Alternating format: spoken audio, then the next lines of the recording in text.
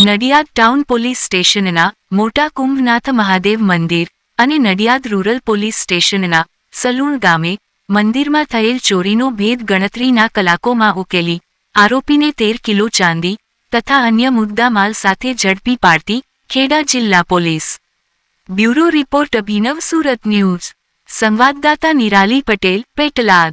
14/1/2026 રાત્રિના અંધારાનો લાભ લઈ અને નડિયાદ ટાઉન ખાતે આવેલા સુપ્રસિદ્ધ મંદિર મોટા કુંભનાથ મહાદેવમાં કોઈ ઈસમ રાત્રે ચાંદીનો જે નાગ અને અન્ય છત્ર સહિતના 4.5 લાખ રૂપિયા ઉપરનો મુદ્દામાલની ચોરી કરેલી।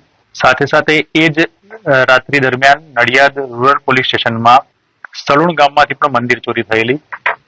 આ મંદિર ચોરી થયા બાદ જ્યારે સવારે ખબર પડી ત્યારે ઘટના સ્થળ ઉપર જઈ અને ચાન્સ પ્રિન્ટ લેવામાં આવી, સીસીટીવી કેમેરા તપાસવામાં આવ્યા, અલગ અલગ 7 ટીમો બનાવી નડિયાદ ટાઉન અને એલસીબી પોલીસ આમાં ડિટેક્શન કરવાના કામે લાગી, જેમાં હ્યુમન ઇન્ટેલિજન્સ અને સીસીટીવી કેમેરાના એનાલિસિસથી એક વિનોદ મનુભાઈ તળપદા સલુણવાળાને એમાં રાઉન્ડ અપ કરી એની પૂછપરછ કરતા એને આ બંને ચોરી કરી હોવાનું કબૂલ્યું હતું અને તમામ ઓરિજિનલ મુદ્દામાલ 4.5 લાખ રૂપિયા ઉપરનો મુદ્દામાલ એ એની પાસેથી કબજે કરેલ છે। સીસીટીવી કેમેરા તપાસતા જે ટીમ જે છે આ આરોપીના વિરુદ્ધમાં અગાઉ 12 ગુના દાખલ થયેલા છે, એટલે એક પ્રકારનો હિસ્ટ્રી સીટર છે। એટલે એના ફૂટેજ પરથી જે ડિસ્ટાફની ટીમ છે એને ખબર પડી કે આ આરોપી એ વિનોદ તળપદા છે।